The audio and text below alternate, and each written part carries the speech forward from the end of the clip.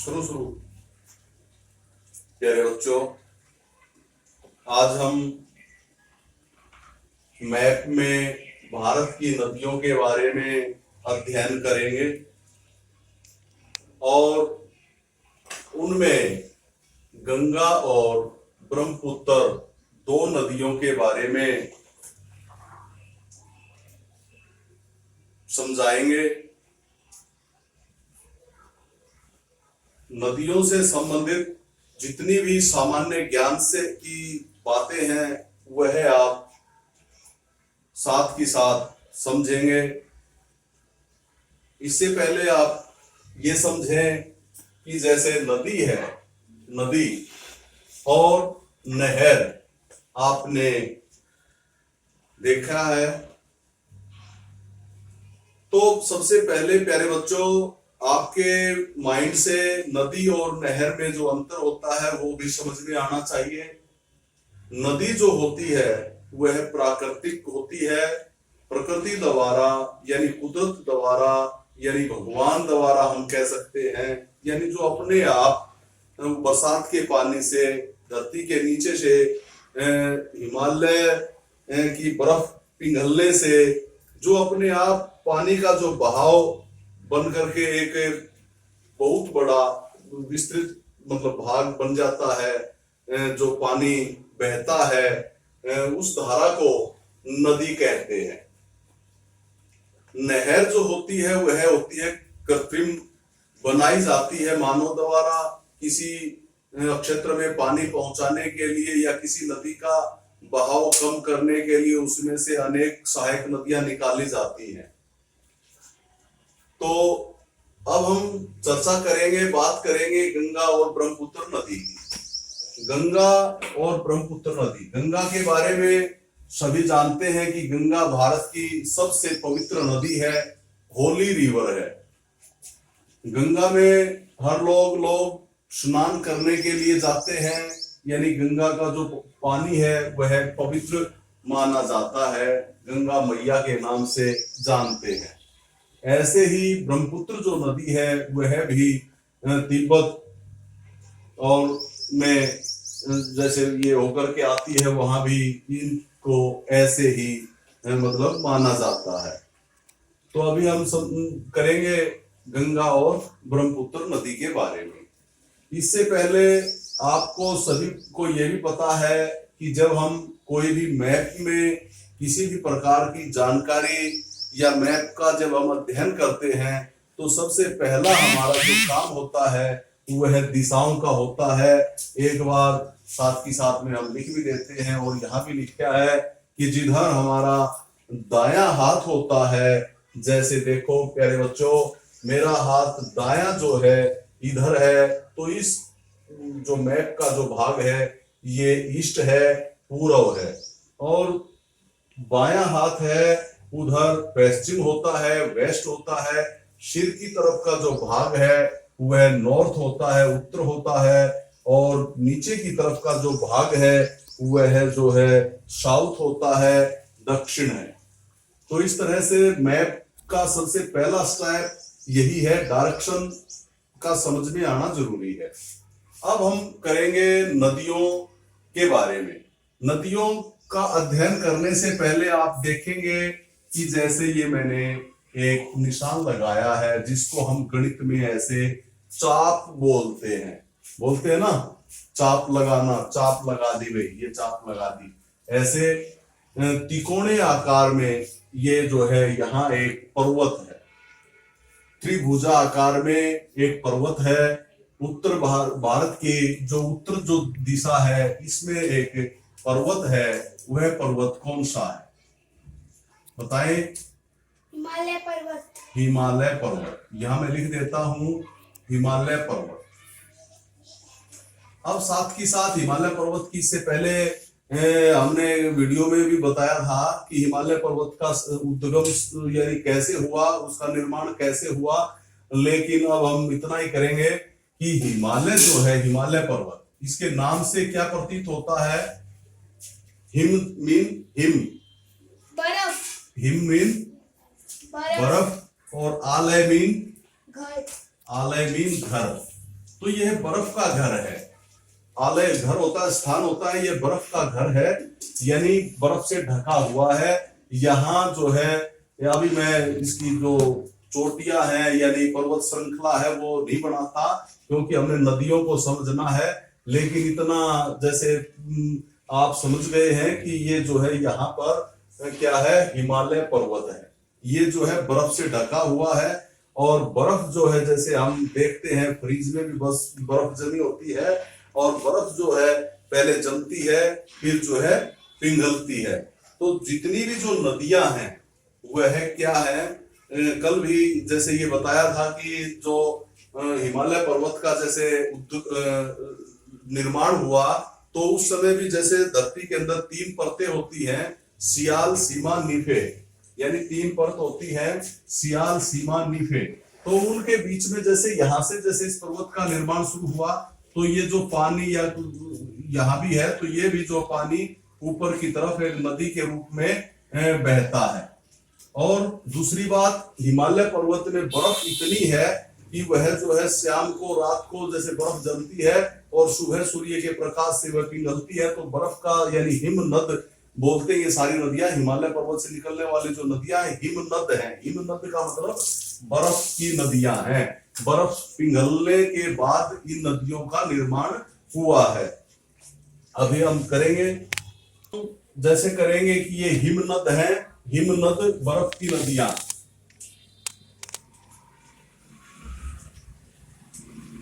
बर्फ की नदियां हैं, बर्फ पिघलने से नदियों का निर्माण हुआ है। तो प्यारे बच्चों, अब आप क्या समझेंगे, ये देखें, यहां एक आपने सुना भी होगा कैलाश पर्वत है, और उस कैलाश पर्वत के पास यहाँ जो है एक बहुत बड़ी झील बनी हुई है। पर्वतों के बीच में, पहाड़ के बीच में ये बहुत बड़ी एक झील बनी हुई है।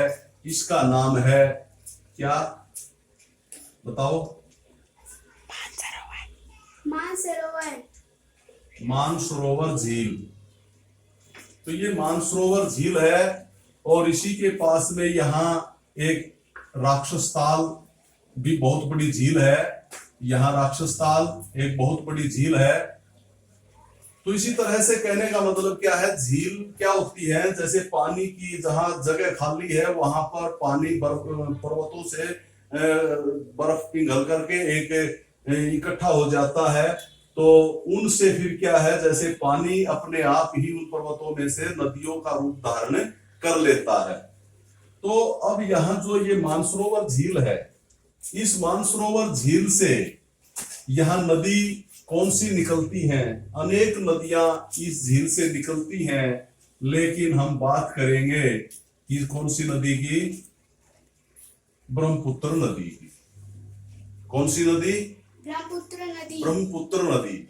तो ब्रह्मपुत्र नदी जो है ये मानसरोवर झील के पूर्व से यह निकलती है। उसके बाद हम गंगा की बात करेंगे।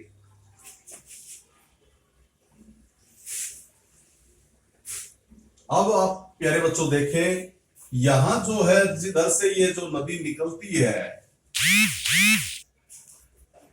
ये ब्रह्मपुत्र नदी है, और ब्रह्मपुत्र नदी पर्वतों से होती हुई कहीं ऐसे, कहीं ऐसे, कहीं इस तरह से, ऐसे ये जो है वहां से निकल करके पर्वतों से ऊपर नीचे होती हुई निकलती है। यहां जो है तिब्बत है। कौन सा देश है? तिब्बत। यहाँ तिब्बत है। तिब्बत की राजधानी का पता है? लहासा है। लहासा, लहासा। तो यह तिब्बत का पठार है, तिब्बत है। ये भी मतलब हिमालय पर्वत के उसमें ही बसा हुआ है। यहाँ जैसे पठार है, तो यहाँ तिब्बत से होती हुई ये नदी ऐसे जाती है, और तिब्बत में इसका नाम क्या है? तिब्बत में इसका जो नाम है वह ब्रह्मपुत्र नहीं है। हाँ बताओ बताओ। तसापो। हाँ, क्यों है तसापो नदी? अब ये भी पता होना चाहिए, जैसे आपने पहले किया है। तो तसापो नदी क्यों है? इसका नाम तसापो नदी, कई 3-4 नाम है। संग तसापो नदी भी इसका नाम है, तसापो नदी भी है। क्यों है? क्योंकि यह सांप की तरह ऐसे चलती है। तो इस तरह से इसका नाम तिब्बत में तसापो नदी के नाम से जानते हैं, ब्रह्मपुत्र के नाम से इसे नहीं जानते हैं। तो इसका कुछ भाग जैसे यहाँ चीन में भी जाता है। वैसे तो चीन जो है, तिब्बत जो है, ये चीन का ही एक क्या है, अधिकृत देश है, अधिकृत चीन का ही इसके ऊपर कब्जा है। लेकिन फिर भी जो चीन का जो सही जो क्षेत्र है वहां भी ये नदी गुजरती है। वहां जो है इस नदी का क्या नाम है? आपको बताया है? जेंग्रोजियांग। हाँ, शाबाश। जैगम्बो नाम सुना होगा, जैसे फिल्मों में भी आता है जैगम्बो, जैगम्बो, जैगम्बो जियांग। जियांग। जैगम्बो जियांग जो है, इसके अंदर चीन में इस नदी को बोला जाता है। तो प्यारे बच्चों, ये भी आप सामान्य ज्ञान से संबंधित ये प्रश्न है कि ब्रह्मपुत्र जो नदी है, उस ब्रह्मपुत्र नदी को जैसे चीन में यह प्रवेश करती है तो इसका नाम क्या है? जैगम्बो जियांग इसका नाम है। और जब यह तिब्बत में आती है तो इसका नाम फिर चेंज हो जाता है, तसापो नदी हो जाता है। और फिर जो है यानी ये नाम वहां के लोग अपनी भाषा में इनका नाम रख लेते हैं। फिर जैसे ये ब्रह्मपुत्र नदी जो है, ये क्या है, भारत में जैसे आप ये देखते हो, ये रेड जो निशान लगा रखे हैं ये दूसरे देश हैं। ये भी आपको बताया था कि ये नेपाल है, ये भूटान है, ये बांग्लादेश है। तो अब क्या है कि जैसे ये भारत में प्रवेश करती है, और यहाँ कौन सा राज्य है? अरुणाचल प्रदेश। अरुणाचल प्रदेश। अरुणाचल, अरुणाचल, अरुण, अरुण मीन सूर्य, आंचल मीन घर। तो सूर्य का घर, सूर्य का घर का मतलब यहाँ सबसे पहली किरण भारत में कहाँ गिरती है? अरुणाचल प्रदेश में गिरती है, इसीलिए इसका नाम अरुणाचल प्रदेश है। तो अरुणाचल प्रदेश में जब ये नदी प्रवेश करती है तो इसका नाम फिर बदल जाता है। क्यों बदल जाता है? क्योंकि यहाँ के जो स्थानीय लोग हैं, इनको नहीं पता कि चीन में और तिब्बत में इसको किस नाम से पुकारते हैं। यहाँ की कुछ घटनाओं के कारण, कुछ लोगों, स्थान की जगह के कारण वो अपना नाम स्वयं रख लेते हैं। तो यहाँ अरुणाचल प्रदेश में ब्रह्मपुत्र नदी को दूसरे अन्य नाम से जानते हैं। कौन सा है पता है? Yes sir. हाँ बोलो। दिहांग। देहांग या दिहांग कह सकते हैं, दिहांग या देहांग, देहांग या दिहांग। ये और डी है भी इसका नाम है, डी है भी भारत के अरुणाचल प्रदेश में इनको बोलते हैं। फिर अरुणाचल से ये आगे आती है ये नदी, यहाँ है असम। क्या है? असम। असम, असम या आसाम। आसाम भी भारत का ही राज्य है जहां चाय सबसे अधिक होती है। और आसाम में ब्रह्मपुत्र नदी को किस नाम से जानते हैं? ब्रह्मपुत्र। हाँ, तो सही असली जो नाम है वो ब्रह्मपुत्र का कहां प्रवेश करने के बाद इसका नाम आता है? असम में। तो यहां जो है ये ब्रह्मपुत्र के नाम से ही जानी जाती है। ठीक है, अब इसके साथ और क्या है आगे देखते चले। ब्रह्मपुत्र नदी जब क्या है, यहाँ कौन सा देश आ गया? अब बांग्लादेश। बांग्लादेश।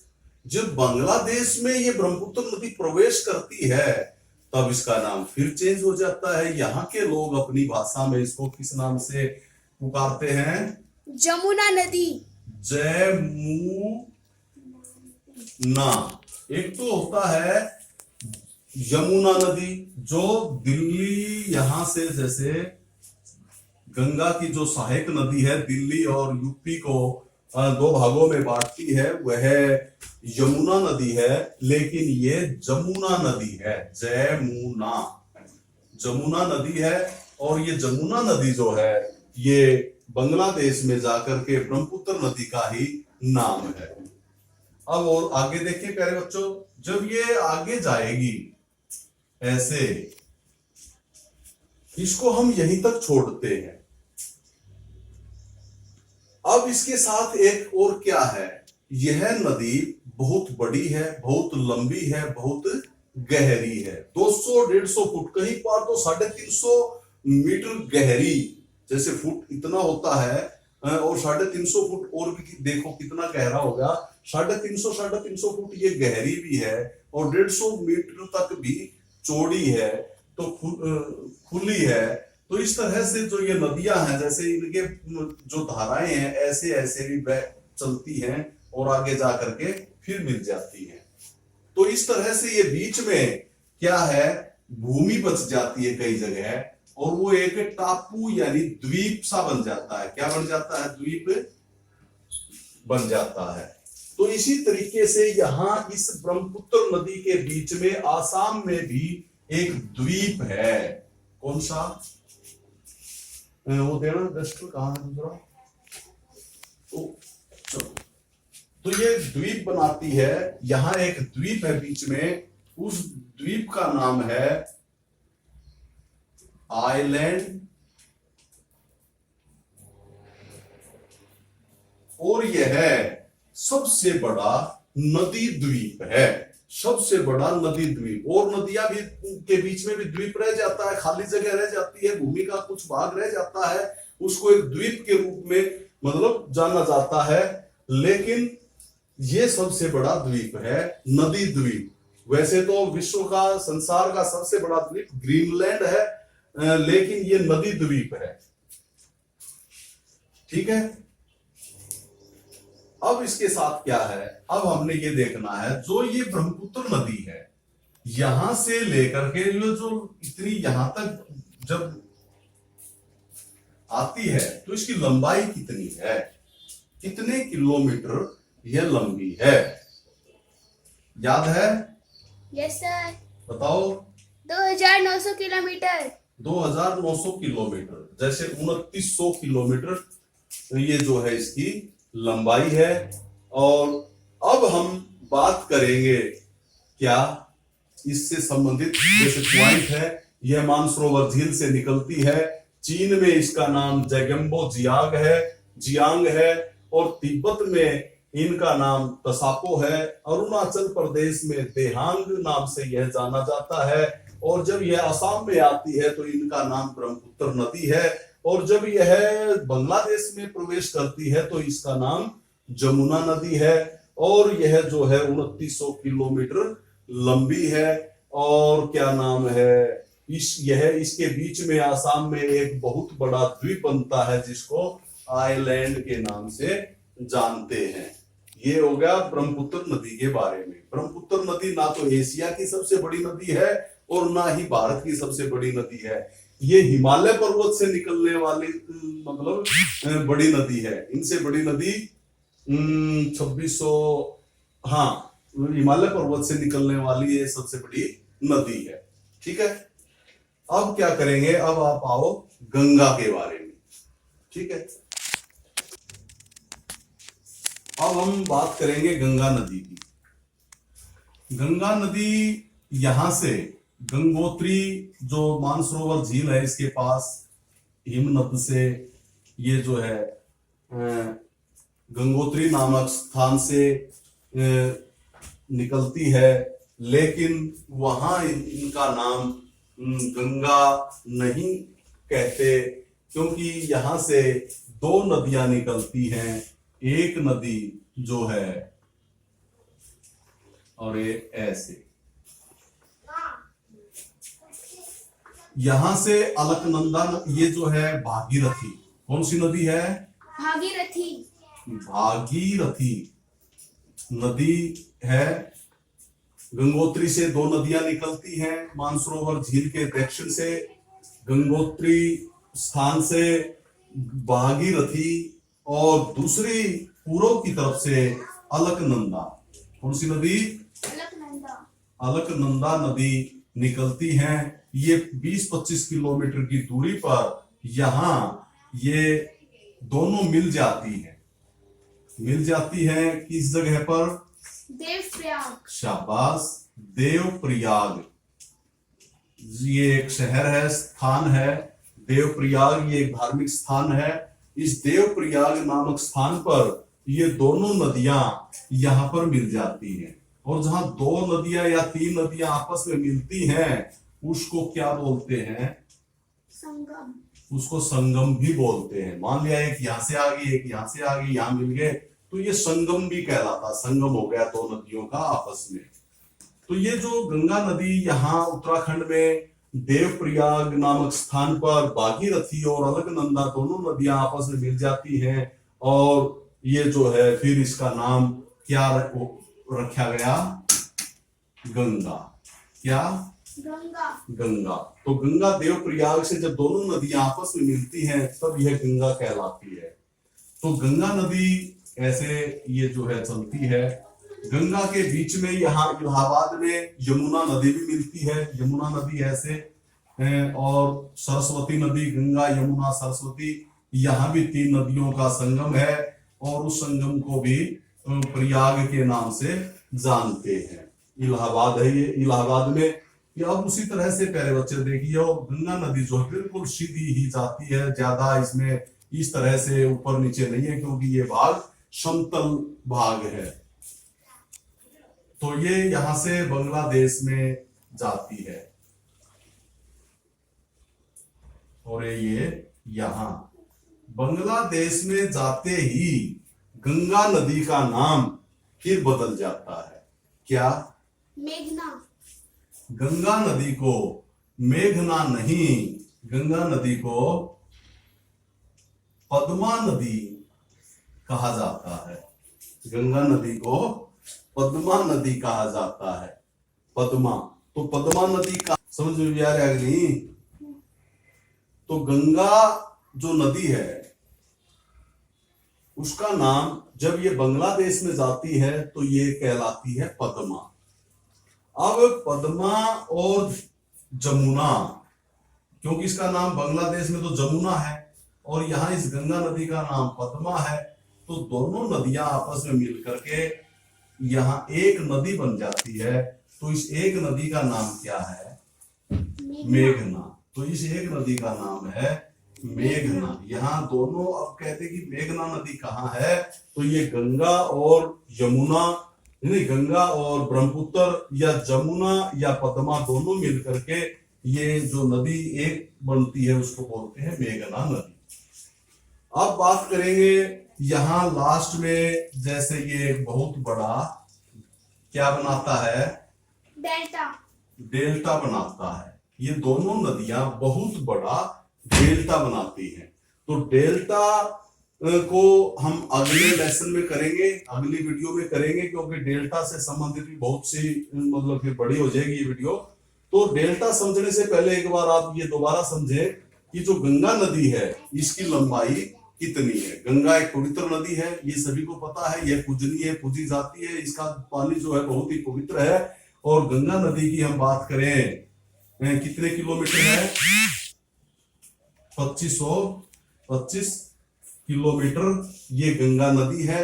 और 2900 किलोमीटर जो है ब्रह्मपुत्र नदी थी। अब हम बात करें जैसे कि हिमालय पर्वत के बारे में बताया था। हिमालय पर्वत जो है हिमालय, बर्फ से ढका हुआ जो पर्वत होता है उसके ऊपर बर्फ जमी हुई होती है, और वह जो है पर्वतराज भी कहते हैं उसे। और वह जो है भारत का प्रहरी के रूप में भी उन्हें मतलब जाना जाता है। पहरेदार की तरह भारत की रक्षा करता है और उसको पर्वतराज भी कहते हैं। सभी पर्वतों से बड़ा है, क्योंकि माउंट एवरेस्ट जो चोटी है या वो 10 बड़ी बड़ी चोटियां विश्व की जिन पर्वतों की है वो सारी हिमालय पर्वत की ऊंची चोटियां, यानी हिमालय पर्वत से बड़ा पर्वत विश्व में कोई नहीं है, ये पर्वतराज है। इसके साथ साथ ये बात भी आपको समझनी है। और उसी तरह से मानसरोवर झील से ये नदी निकलती है और उसको ये आपको बताई दिया है। तो प्यारे बच्चों, इस वीडियो को आप दोबारा भी देख सकते हैं, और जिसको भी कुछ इसमें डाउट है तो वो कमेंट भी कर सकते हैं।